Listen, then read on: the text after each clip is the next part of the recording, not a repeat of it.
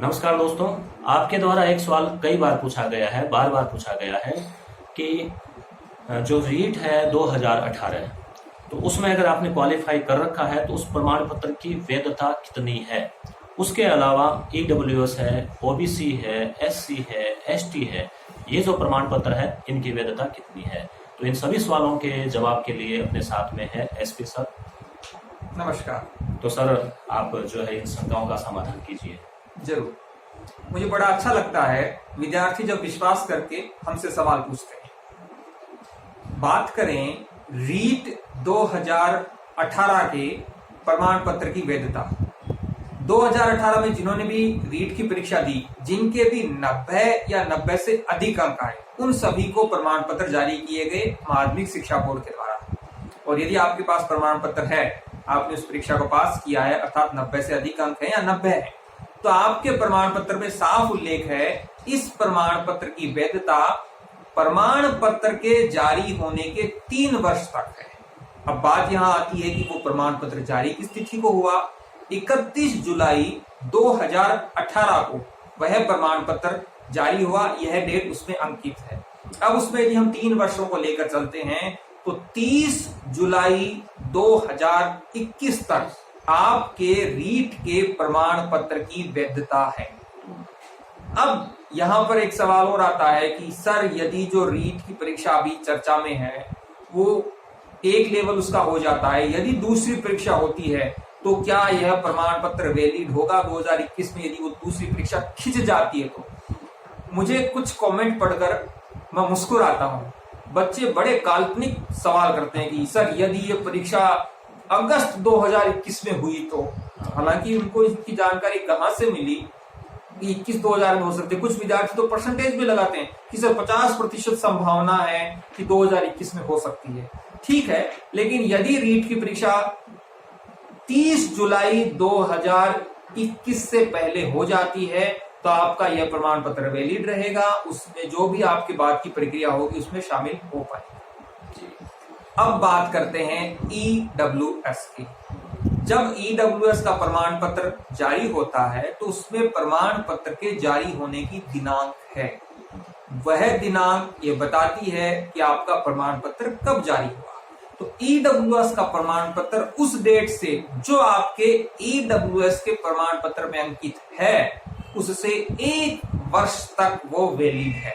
जैसे जिस दिन बना है और उस प्रमाण पत्र में वो डेट अंकित है। आजकल डिजिटल बन रहे हैं तो उसमें आप 1 वर्ष जोड़ लीजिए। जैसे मान लीजिए कि आपका जो ईडब्ल्यूएस प्रमाण पत्र है वो 7 मार्च 2020 को जो है वो बना, तो उसकी वैलिडिटी 1 साल का मतलब है 6 मार्च 2021 तक है। इस बीच आप ईडब्ल्यूएस के प्रमाण पत्र का उपयोग कहीं भी कर सकते हैं, वो चाहे आपका डॉक्यूमेंट वेरिफिकेशन हो या और किसी भी प्रकार की प्रक्रिया। एक विद्यार्थी और पूछते हैं कि सर जब मैंने फॉर्म भरा था, फर्स्ट ग्रेड के संदर्भ में बात करें तो फर्स्ट ग्रेड के 2 चरणों में फॉर्म भरे गए थे। एक बार तो भरे गए थे मार्च अप्रैल 2018 में, फिर दोबारा जो फॉर्म भरे गए थे वो 2019 में भी भरे गए। तो कुछ विद्यार्थी कहेंगे कि सर उस समय मैं ईडब्ल्यूएस में नहीं था, अब हूं, उस समय का प्रमाण पत्र नहीं है। कोई मायने नहीं रखता। आपने फॉर्म भरते समय जिस कॉलम में टिक किया है उस समय आपका बना हुआ था या नहीं था, यह आपको आरपीएससी नहीं पूछने वाली है। आपने जो टिक किया उसका लाभ ले पाएंगे। एक विद्यार्थी का कमेंट आया कि सर जब मैंने फॉर्म भरा तब मैंने ईडब्ल्यूएस में टिक नहीं किया, अर्थात मैंने उसमें जनरल कैटेगरी से टिक किया। अब मैंने ईडब्ल्यूएस का फॉर्म बना लिया है तो क्या मैं इसका लाभ ले पाऊंगा? साहब आप लाभ नहीं ले सकते। बस एक मार्ग बचता है, आरपीएससी की आप ऑफिशियल साइट को विजिट करते रहें या आप कमेंट करेंगे तो हम भी कोई अपडेट होगी तो आप तक लेकर आएंगे। आरपीएससी कहती है कि आपके कैटेगरी में आपके किसी भी प्रकार में यदि आप परिवर्तन करवाना चाहते हैं तो 5 दिन का 7 दिन का समय देते हैं। आप ई मित्र पर जाइए और अपनी कैटेगरी को परिवर्तित कर सकते हैं। तब आपके पास विकल्प होता है कि आप अपने ऑनलाइन फॉर्म को जाकर एप्लीकेशन फॉर्म में जो भी आपके हैं, जो आपके पास स्लिप है उसमें एप्लीकेशन फॉर्म को सबमिट करें, फिर आप अपने जनरल से ईडब्ल्यूएस कर सकते हैं। लेकिन वो आरपीएससी आपको समय देती है। आप ये चाहे वीडियो देखने के बाद, पूरा होने के बाद कि मैं आरपीएससी की साइट पे जाकर अपना कैटेगरी चेंज कर लूं, ऐसा संभव नहीं है। जब आरपीएससी इसके लिए आपको परमिशन देती है तब करती है, तब आप कर सकते हैं अपनी कैटेगरी को चेंज, और वो भी विशेष परिस्थितियों में वो अनुमति देती है। ऐसा नहीं कि हर 1 महीने में 4 महीने में दे देगी। तो इसके लिए आप हमारे यूट्यूब चैनल से कनेक्ट रहें, किसी भी प्रकार की इस प्रकार की अपडेट होती है तो वो हम आपको देंगे। ओबीसी का सर्टिफिकेट, जी आप शायद ये पूछ रहे हैं, ओबीसी के सर्टिफिकेट की जो वैलिडिटी है वो ओबीसी के सर्टिफिकेट के जारी होने से 6 माह की है। उसमें बकायदा वही बात है, डेट लिखी होगी, उस डेट में 6 महीने के बीच में आप उसका उपयोग कर सकते हैं। यदि आप उसके बाद डॉक्यूमेंट वेरिफिकेशन करवाते हैं, उस डेट के बाद, मान लीजिए आपकी डॉक्यूमेंट वेरिफिकेशन अगस्त में है और आपने जनवरी में ओबीसी बनवाया, तो उसकी तो जून या जुलाई के फर्स्ट वीक में खत्म हो जाएगी वैलिडिटी, तो अगस्त तक तो है नहीं, तो आपको नया बनवाना पड़ेगा।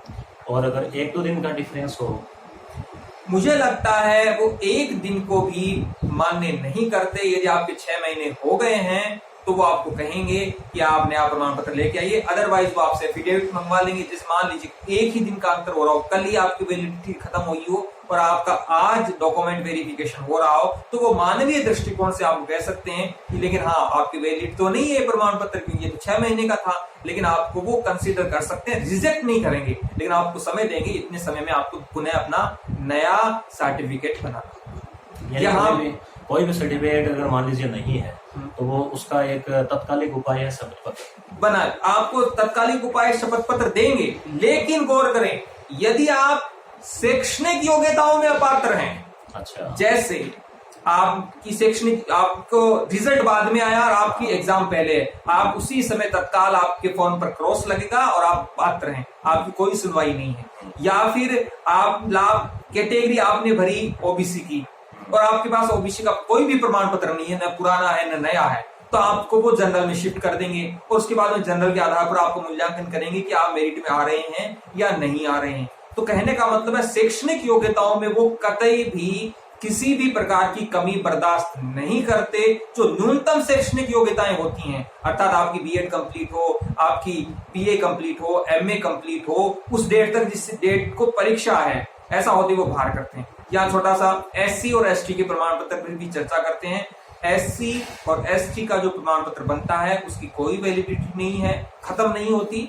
आपने एक बार बनवा लिया है, वो लंबे समय तक आपके काम आएगा। हाँ, यदि आपने पुराना बनवाया था जो ऑफलाइन का था, तो आरपीएससी का यह आग्रह रहता है कि आप उसे डिजिटल बनवा लें एक बार, और फिर वो लंबे समय तक वैलिड रहेगा।